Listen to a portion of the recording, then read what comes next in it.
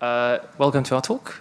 Just want to do a quick acknowledgement of country. So our talk today is being held on the lands of the Boon Warring people, and I wish to acknowledge them as traditional owners. I would also like to pay my respects to their elders, past and present, and Aboriginal elders and other communities who may be here today. I hope everyone is having a wonderful GCAP. I'm glad that you're here. I know it's been a long week. It's only Wednesday, but I'm very tired. I'm sure everyone is very tired, so we're going to keep this pretty snappy. Welcome to our talk, which is Strat for Cash, Not Style, Building a Strong Art Direction with a Tiny Team. My name is Cyrian. I was the art director at Samurai Punk for 5.5 years, up until recently. I guess I'm currently freelancing, so if you have any jobs, hit me up. Callum? Next slide. Present yourself, sir. I'm Callum, the character artist. I've got experience in 3D character modeling, character concept art, and a background in digital art and animation. So we're just going to talk about Justice Sucks, which is the game that we have been working on together for 3.5 years. 2.5? 3.5? Yeah, 2.5. 2.5. It is a stealth action game in which you play as a robot vacuum cleaner. So the way I try to think about it is Home Alone, if you're a Roomba, essentially. When people invade your house, you kill them and then eat their body and clean up the blood afterwards. It's very cute. So, very family friendly. Yeah, it's family friendly. And yeah, it is a sequel to a much lower budget game. Roomba First Blood was the first version of that game, essentially. And this is basically our chance to, explain how we managed to step up with the art direction with such a small team. So just for a bit of context, it was only the two of us full-time for 2.5 years. Just the two of us. Yeah, just the two of us. So we have a lot of good lessons that we want to pass on. Those are pretty general. There is a couple of technical things in there, but overall I think this can be applied to teams of any size. So and now we're going to show you a trailer. Yeah. Ain't nobody holding me back. You know I'm coming for you.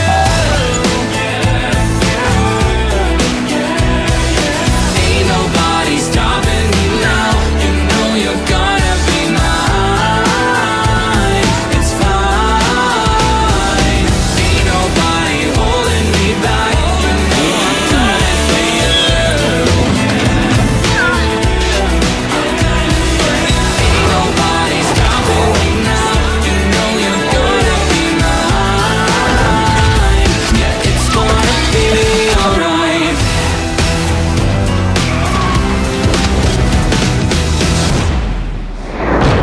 Justice sucks. Justice sucks. This sucks. Thank you. So some key points that we're going to be talking about today are scalability and, making a pipeline that's suitable for the life of a project, making good art direction choices and choosing elements of your style that you want to emphasize to get more bang for your buck. Modularity and how using modularity can get more assets made faster. Making tools and how investing in those tools is great for time saving and morale overall. Good habits and how taking care of the project structure keeps things moving smoothly. And lastly, getting external help when it's best to take those shortcuts and using them to your advantage. So yeah, just some quick stats about the game. We have about 7 levels, plus more content to come at the moment. We have a roster of about 50 characters, 150 unique traps. We'll explain what traps are in a moment. It's a gameplay element, and about 600 unique props. So I think for 2 artists, that's pretty good overall. It's a lot of content. Just going to scroll through some screenshots of the game to give you an idea of the scope of what we did. We do have a variety of styles and different levels. There's quite a lot of props that we do reuse, but this is a good idea of how much work has been done to kind of avoid noticeable reusability. Not having every props everywhere all the time. But there is quite a lot of variety overall. And I think this could not have been achieved without a very strong pipeline. And some of the elements that we're going to discuss today, I think are lessons just worth looking at. So yeah, just to give you an idea, right? This is part of the hundreds of props that we made. I actually tried to take a screenshot and it just would not fit in a single image. So this is a little sample. Like that image is basically that corner there. So there's quite a lot of stuff. And yeah, again, this was done by a team of 2 people. So what I would say about scalability of the art direction, make sure to break down your art pipeline. So take a good hard look at how you're doing assets at the start of a project and try to identify advantages and potential issues that might come up. The earlier you do it, the better. Sometimes it's not that easy because if you work in indie, obviously you're constantly running around. There's a lot happening, but do it at any point of your project and you will hopefully find solutions for your problems. Art tests are a really good way to get an idea of a benchmark of how long it takes you to get to a particular visual standard that you want. We're just going to show you like a quick case study. Originally we had a pipeline that was based around vertex colors for texturing, and very quickly that proved to be problematic, and then we switched to a different pipeline. So this was one of the original artists that we did. I think I spent maybe a week and a half on this, and this was really good for me to kind of get an idea of like, all right, this is how many props I need to fill up a room. This is the sort of lighting that I want, the sort of texturing that I want. And yeah, really quickly, I learned so much about the art direction of the game and how I was going to make that happen on a much bigger scale. Because at the start of the project, we didn't know how big the game was going to be. We didn't know we were going to have 7 levels. We thought it was going to be open world, so things do change. And just to preface, these were props from the first game. Those were actually like reused from the first game. But yeah, like a really quick issue that I noticed very early on is vertex colors are nice for like flat colors, works really well with toon lighting. But as soon as you want to do more textural details like the wood grain here, that's very hard to replicate with vertex colors. It's very time consuming. So straight on I was like, okay, this is probably not going to work as well as I hoped. Has anyone used Maya in the room? Okay, you know my pain. Maya, very powerful, lots of really great features. When it's great, it's awesome. When it's not great, it's really rough. It's really painful. So I don't know if you've used the vertex color suite in Maya. It sucks. I'm just going to say this. Also realized later on that it doesn't work out of the box with Unity. So you will have custom shaders required to actually display your vertex colors. It does make your meshes slightly bigger in memory as well. That might not be a problem depending on your game. If you work on mobile, that might be a constraint. Like I said, textural details, very hard to replicate. So yeah, it doesn't scale super well depending on the level of detail that you want. And just iterating on those is very time consuming. Yeah, would not recommend. That's why we swapped to lookup textures, which are fairly common. Most people do know about them, but I didn't know about them for a very long time. For context, the reason why I was obsessed with vertex colors is because we use Sketchfab a lot for references, and Twitter as well. And those have so many models with vertex colors. They're like super popular for some reason, even though they suck to make. So I don't know. It's good for single assets, but not for an entire project. Yeah. So the nice thing about lookup textures is that they work out of the box with most shaders. It's just a texture sample, so no problem there.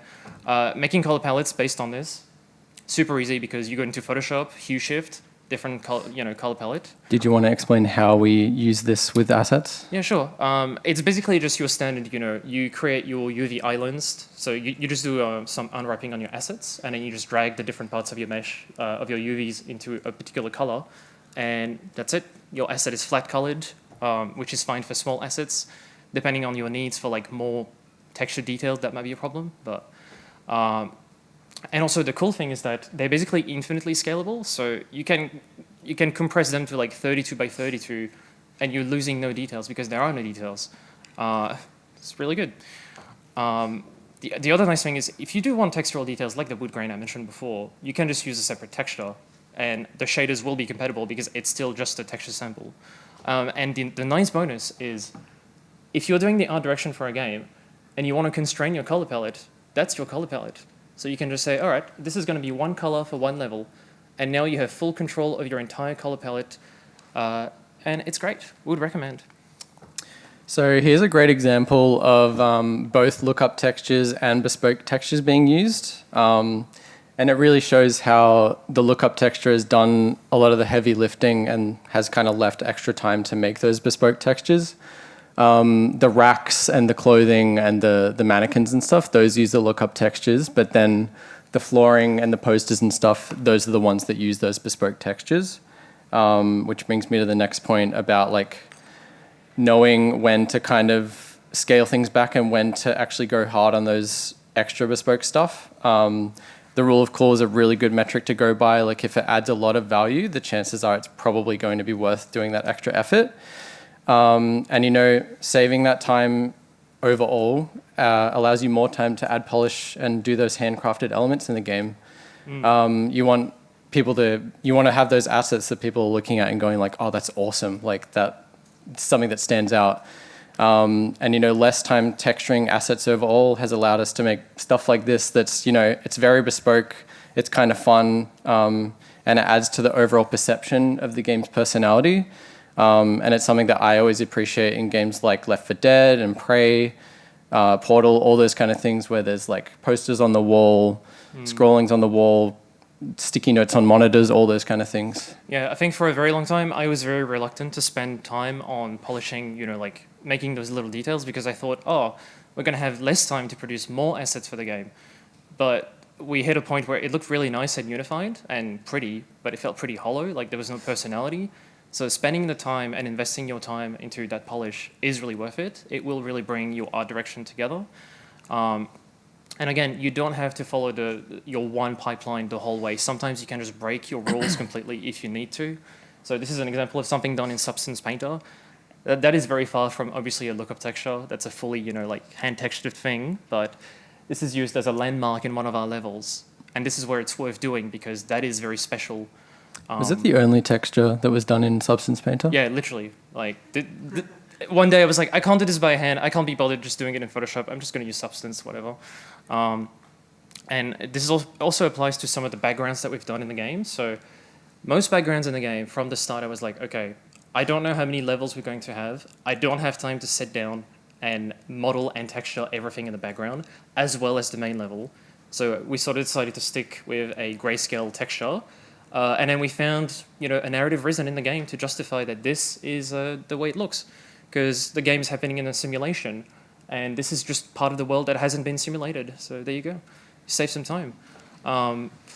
And for other places, like this happens in the real world, at the very end of the game during the climax, I did spend a bunch of time texturing the background because that does make it stand out.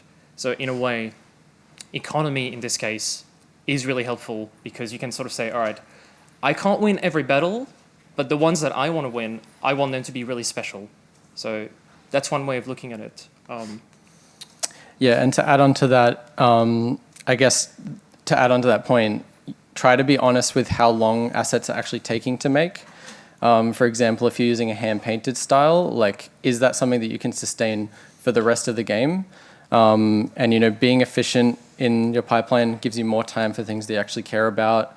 You need to be identifying those pain points in the pipeline early on and during a project. Don't get lazy in your processes. Always ask yourself, is there something that we could do that could be quicker? Is there some way that we can optimize this process?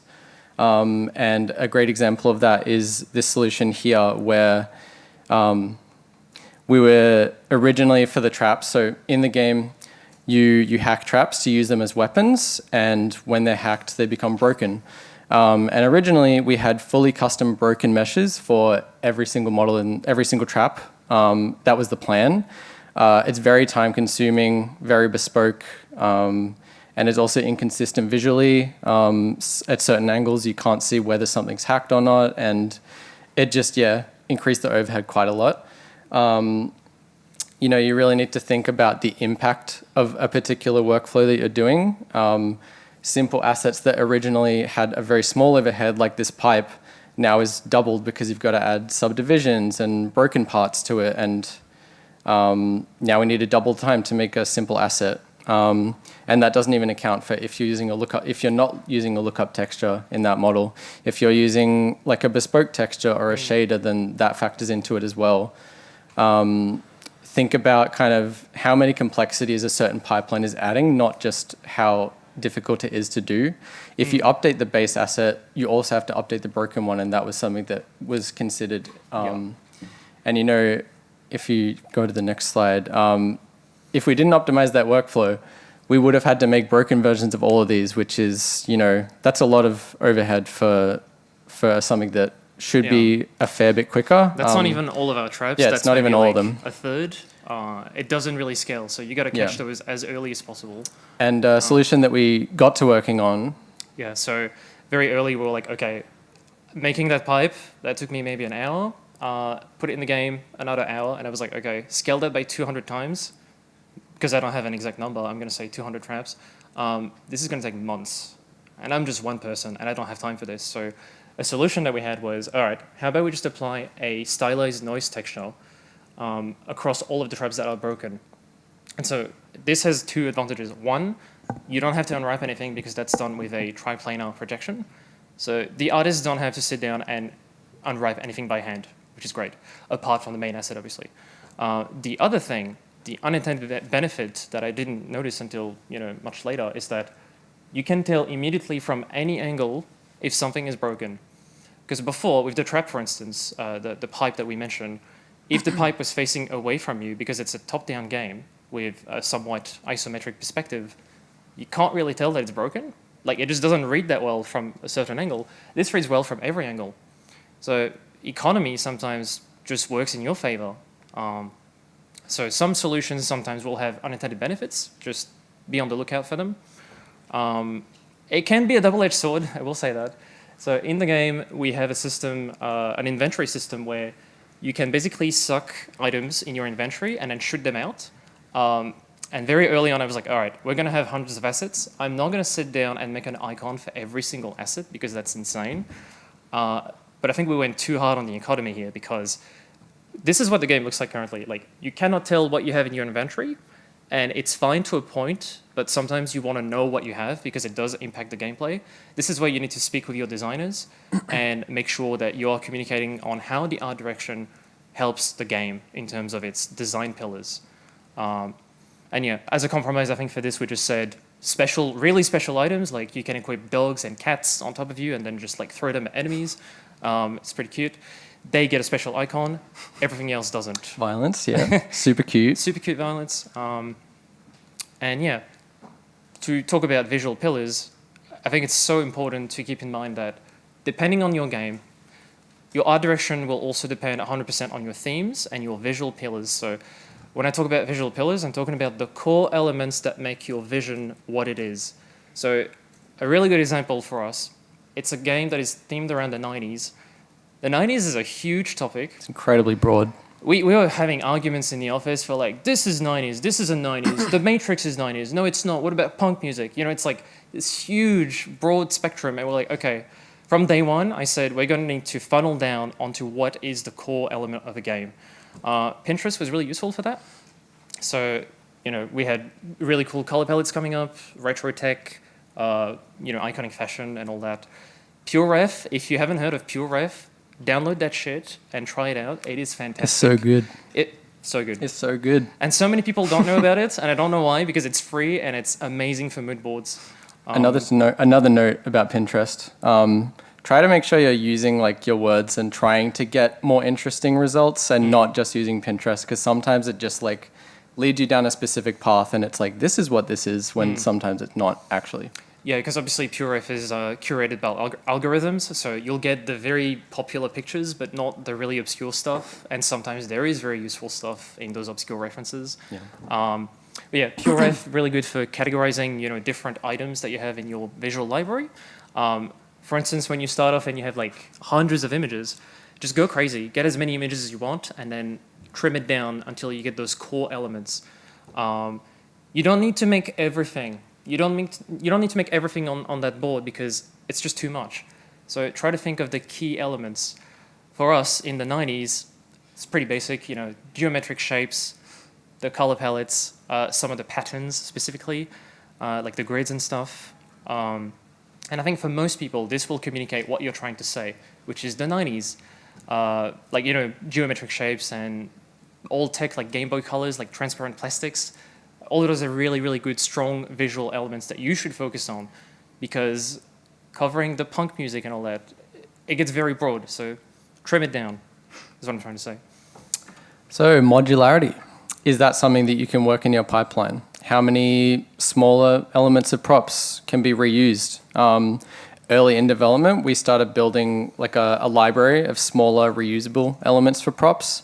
And it really helped kind of streamline the prop making process. There was a lot less going like, oh, that prop has like a switch on it, I'll import that and then like butcher that. It really helped make, it really helped getting like polished looking assets a lot easier. And it also made adding variety easier. This plugin is called Rapid Place. I think I found it on Gumroad, it was free. I don't know if there's any alternatives for Blender and stuff, but give it a look, because something like this, like it was super, super useful, and I use this all the time. Caveat, it was buggy. We did have to fix it. So if you have programmers that can help you with broken plugins, that's great. If not, just do your best with what you have. Yeah. Approach your assets with a bit of modularity in mind earlier on. Obviously, this can be adjusted through the life of the project. Any plan is better than no plan. The characters, these were 4 of the base meshes that I built all the characters off in the game. A man, a woman, a child, and a strongman. And the strongman was kind of used for the stronger, like heavy enemies in the game. Early on, I was given a fair amount of time to create these base meshes for the game. I used TF2 as a reference. I think the character designs in that game are fantastic, and like the shape language really helped guide me how to get a good looking character. And then I also I just spent a week just making some accessories, different types of hair, all those kind of things, and it was super, super useful because it had an initial overhead, but it allowed for really quick iteration later on. It meant sometimes that I wasn't outputting anything, but it helped in the long run. And, it also meant that I could stay in that mindset of creating characters and character props. I think when you're in a small team, you're not always just going to be the environment artist or the character artist. And sometimes it's worth kind of like hunkering down, staying in that mindset, and then getting stuff done so that you're not constantly swapping back and forth and wasting time on context switching. Another nice thing is if you focus on modularity really early, you can constrain that modularity. So for instance, here you could say, okay, I'm going to make a bunch of models and I'm going to focus on the actual silhouette, but I'm not going to have that many color variants, or vice versa. I have a ton of colors, but I only have 3 models to work from. And it does scale up really quickly. Like the amount of variety and permutations you can make just from these many pieces, it's incredible.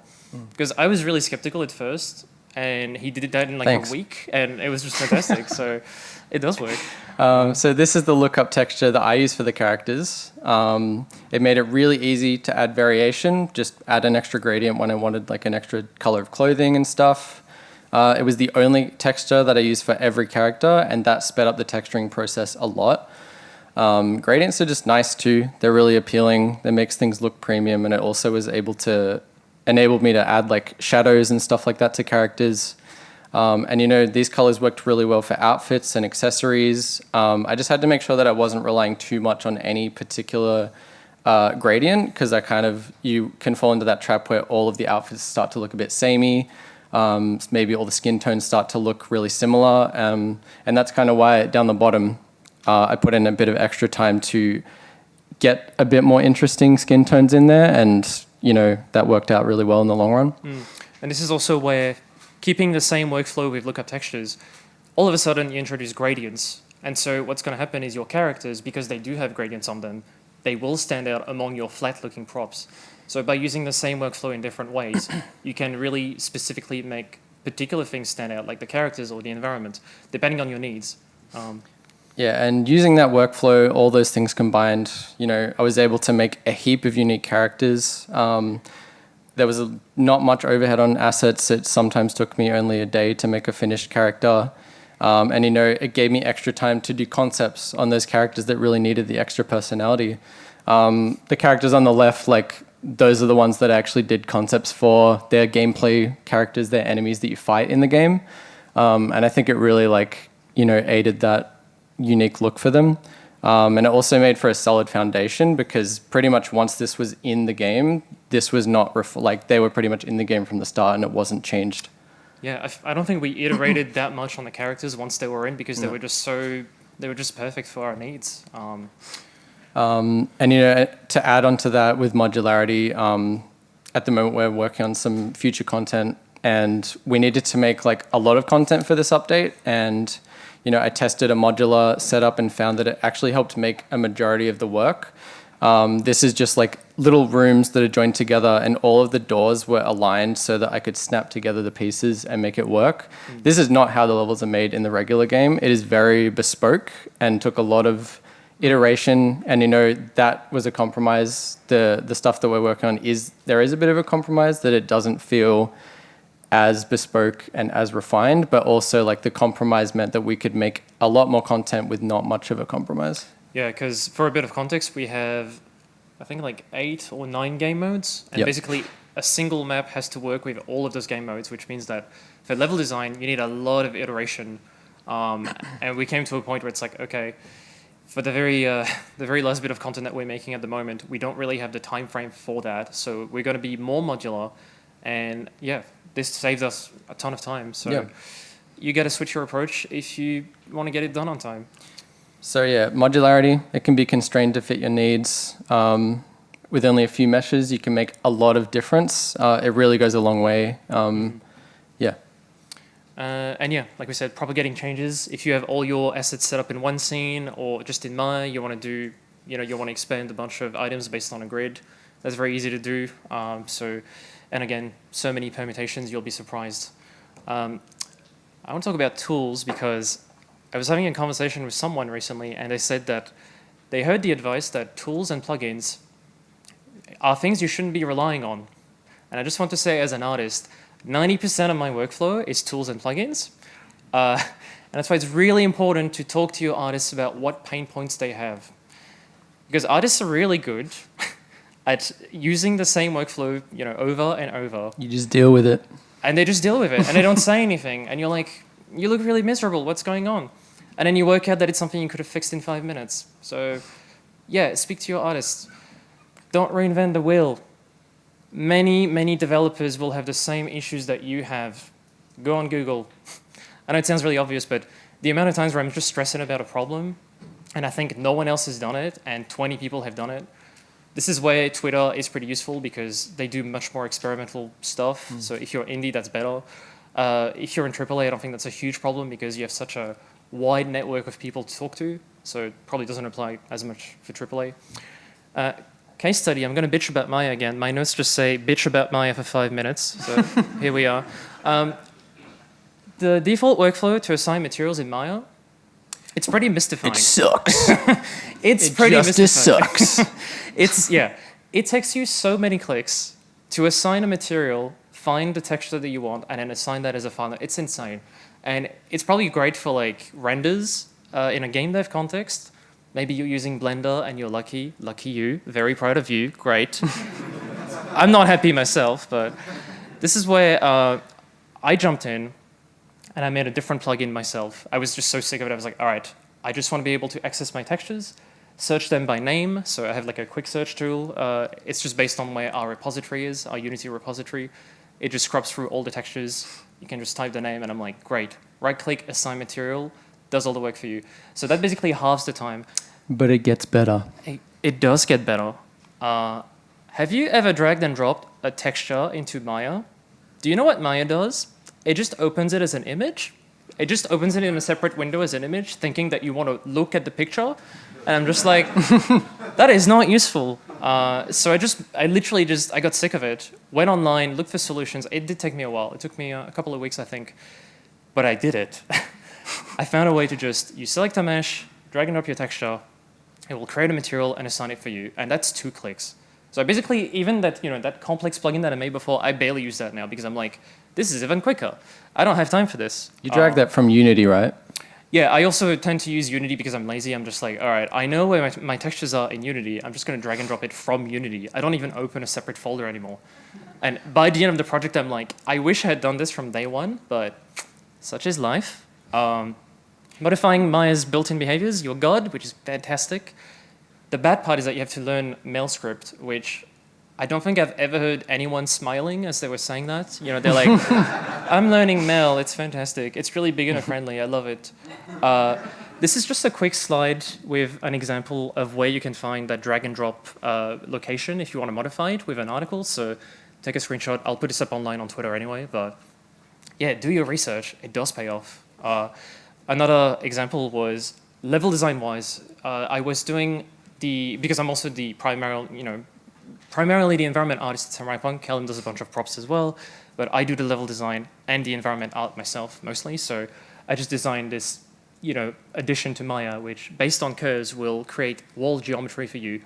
And that was really good because later on, remember how I said vertex colors suck to use? We started using them for how walls fade in the game. So it's a little bit like The Sims, but a little bit more like custom. And then the walls at the back don't fade. Yeah, so with vertex colors, you can assign like, all right, the back walls never fade based on this angle. The internal ones always fade, etc., etc. So because vertex colors are now part of the pipeline again, I was able to say, okay, my tool is just going to automatically do that for me because I'm not doing that 5 million times in the life of the project.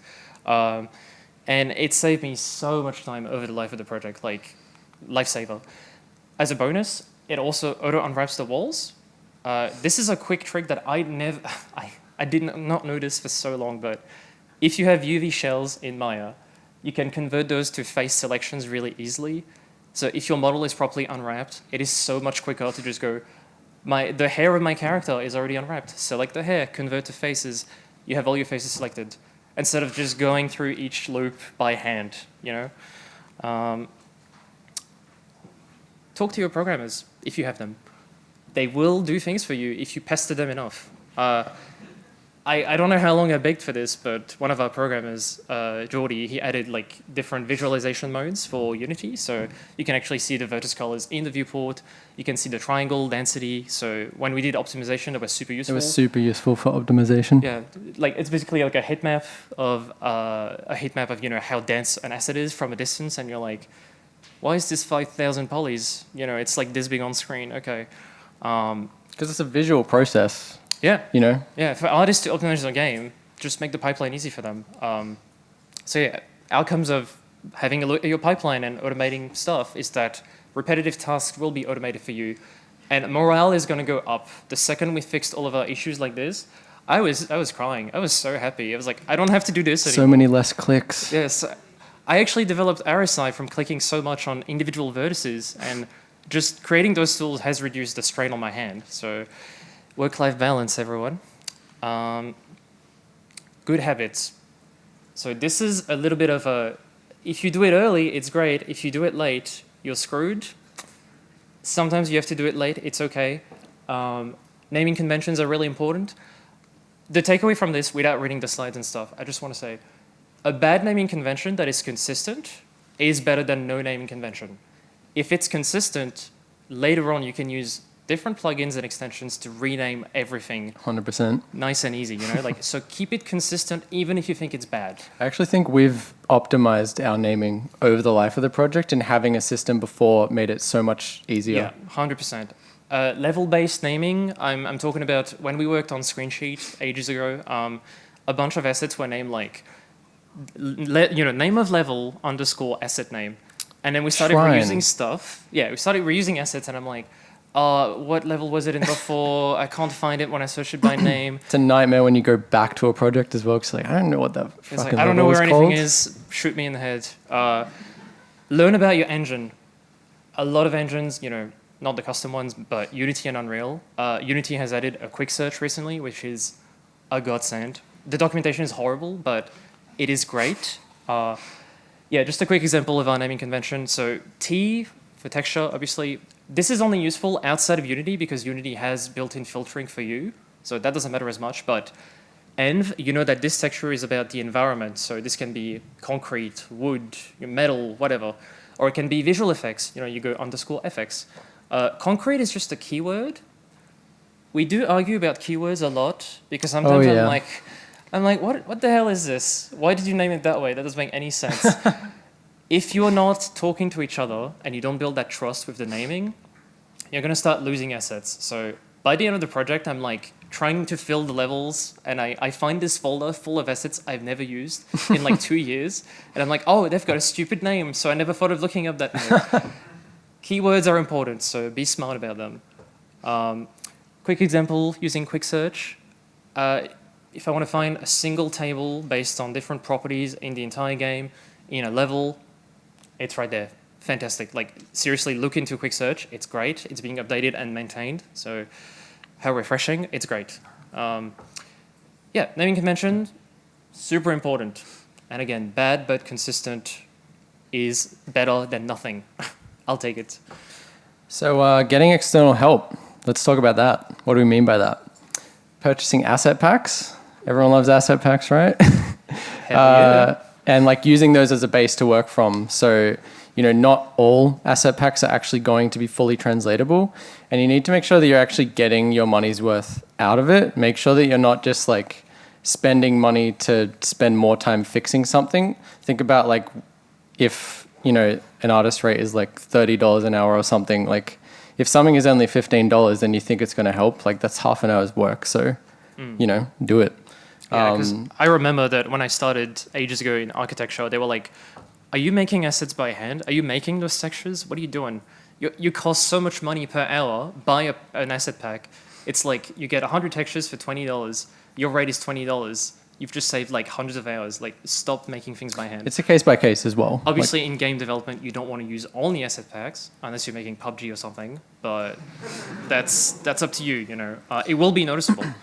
And also just like using plugins to make things more trivial. Can you go back a slide? I wasn't finished. Thanks. Using plugins to make repetitive tasks more trivial. Stuff that Cyrian made was super useful, but even just like looking around for plugins that are actually going to make things easier, just using keywords of things that you're doing to try and make stuff, and also using mocap when needed, and also modifying that to look more bespoke for the game. Next slide. So, Oh no. next slide. So this is a pack that we bought. It was only $15, 15 USD. And, you know, it didn't initially match the style of the game, but, you know, with a bit of slight amount of retopology and just moving all the UV islands onto our lookup texture, it basically looks like it's something that we've modeled for the game. It saved a lot of time. A lot of time. Yeah, like sometimes you don't have time, and it's okay if you're desperate and you just need something. It's okay to rely on asset packs. Just don't use it for the bulk of your game, obviously. Yeah. And also we use so we don't have a dedicated animator or a technical artist like a rigger. So it was primarily my job as the character artist to do the animation as well. And I used quite a large range of mocap sources. Initially, I used Mixamo a lot, but it's not really supported. I don't think they've added animations to it in ages. Thanks, Adobe. So because of that, I had to go looking for other sources. You know, Mocap Online, that's a super useful one. It's a bit more on the pricey side at like $50 a pack, but they're also really, really good. And Actorcore, I think it's more for like film and stuff, but like some of the animations are like $4, like $2. And if you want like something really specific, a lot of the time they would have it. And, you know, using a lot of them, I would also use a plugin called UMotion Pro. It was $50 and it was fantastic. Like it's got auto FK to IK. It's got animation layers. It was really, really good to help with like foot planting and foot sliding and hands being, you know, intersecting into a face during an animation. All those things that really, really helped like elevate animations to something that looked really polished and bespoke. And, you know, another point on getting external help, because we don't have a technical character artist, I looked towards like auto rigging tools and stuff like that. And the one that we fell on was Advanced Skeleton. And it was super, super useful to get like a really decent rig. You know, I made a lot of custom animations with it. And it also had like mocap retargeting stuff so that if I found a decent mocap thing, but it wasn't quite good enough, I would import it and translate it to our rig. And then I was making custom animations with mocap animation or just stealing a pose from a mocap animation. Like it was super, super useful. It took a while to learn, like it was a steep learning curve, but it was very, very useful. And it also had a high initial cost. I think Advanced Skeleton was like $1,500. So it's not a solution for everyone, but it's not the only solution. There was other ones out there. And Blender also has Rigger Pro, which is like $50, and that also has Mixamo retargeting. So yeah. So another point about getting external help is, earlier on in the project, can you get the ball rolling with placeholder characters? And also just don't reinvent the wheel if you don't actually have the resources to do so. If your resources are low, what's something you can do to kind of supplement that accomplishes a good balance of speed and quality, and leaves extra time for like style development and reference gathering and stuff like that. So earlier on in the project, I think this is actually before I jumped on because I was on a different project. We used a placeholder asset pack that was $30 of characters, and it reduced pressure on the artist as a whole. And it also just meant that we could get things moving. We could start trialing things out, and that really, really helped, with a caveat that you'll replace it later. It does happen pretty often that you'll buy an asset pack, forget about it, you're about to ship the game, and you go, oh, I forgot about this. You don't have to replace it. You don't have to replace it, but you'll want to. Your artist will want to. Just saying. And on not reinventing the wheel, try to think about, do I have the time and resources for concepting every single element of our characters from scratch? Because we did not have that amount of time, so we had to find a solution, and that solution was finding a base mesh online that kind of fit the needs of our game. This one that we found here, it was up as like a Creative Commons license. It was simple low to mid poly mesh. It was stylized, and it also used a lookup texture, so it fit a lot of what we were looking for. And from that, we were able to create our own base meshes, modified it a bit, and then that went on to be, all the characters that you see here. We spent less time creating stuff from scratch and more time researching fashion trends from the 90s, reference gathering, concept sketching for those enemy characters.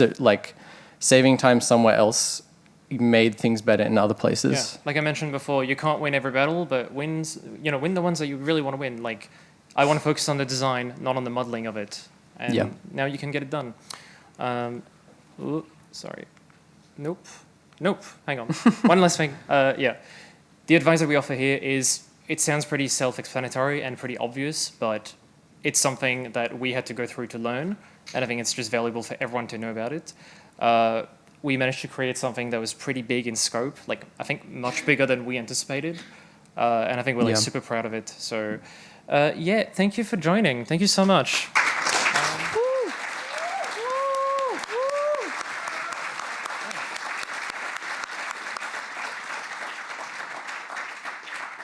Thank you.